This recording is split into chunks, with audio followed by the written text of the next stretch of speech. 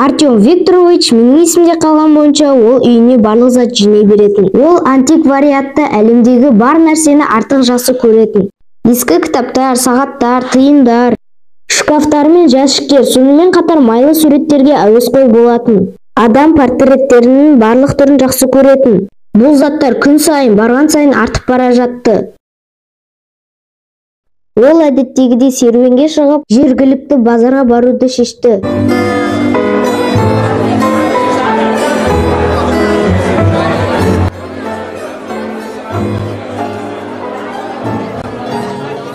Шулы жол арасымен жүріп қызықты ештеңе таппастан ол үйге қайтуға дайын болды. Бірақ оның көздерін жалғыз сатушы ғана қызықтырды. Дәлірек айтсам, бұл кісі не сатып жатқаны қызықтырды. Бұл портрет болды. Бұл қыздың портреті болды. Ол өте шынайы және нақты суреттелген болатын. Тірі әйел оған осы қызықты портреттің арғы жағынан қарап тұрған сияқты болды. Ол 25 жастан асқан көрінеді. Кеңейген маңдай, ауыр көзқарас және портретке қараған адамға қарап тұрғанда ерекше шынайы көздер. Тіке қара шаштары төменге қарай рамканың астына кеткендей. Бұл портретте қызықтырып, өзіне тартып тұратындай болды. Оған кез келген ақшаны төлеуге дайын тұрды. Ол кішкене үрей тудыратындай, қорқынышты болды. Антикварлық құндылықты талап етпейтіні анық, бірақ әлі күнге дейін оның көзін магнит сияқты тартады. Оны өзі байқамай-ақ Артем Викторович әлгі кісінің жанында портретті ұстап тұрды. Әлгі ер адам портретін беріп, ақшасын сұрамады.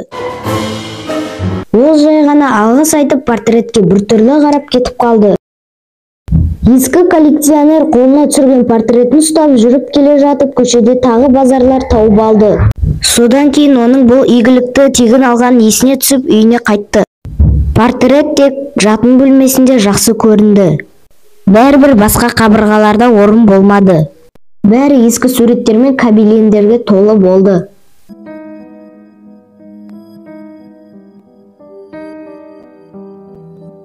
Ал түнде жатар алдында төсекте отырды, өзіне біреудің қарап тұрғанын сезінді. Кешке қарай суреттердің жақтаулары көрінбеді. Ал ол портретте жақын тұрған адам секілді қабылдады. Бұл суретте тірі бір нәрсе көрінгендей болды, және ол қолдары өзгергендей болды. Тоқта, қандай қолдар? Басында қол болмады ғой, әлде мен ұмытып қалдым ба? Көздерім мен басымның шаршағаны шығар, деп Артем Викторович ойланды. Көрпені жамылып ұйықтап қалды. Келесі күні портрет дәл солай қабырғада ілініп тұрды. Тәжірибелі коллекционер сол күні қол болды ма, болмады ма, оны есіне түсіре алмады. Әрине, қолдары кенеттен пайда болуы мүмкін емес деп коллекционер тағы да ойланды. Кешке қарай Артем Викторович төсекке қарай бара жатты. Ол әдеттегідей портреттің жанына өтіп бара жатып, кенеттен жанама көзқараспен портрет көздерімен бақылағандай болды. Бұл қалай болғаны деп ұзақ уақыт ойланып, терлеп, аунап, ұйықтай алмады. Бұның бәрі оның қартайғанынан елестеп көрініп жатыр ма деп ойланды. Содан кейін ол тыныштандыратын таблеткалар ішіп, терең ұйқыға кетті.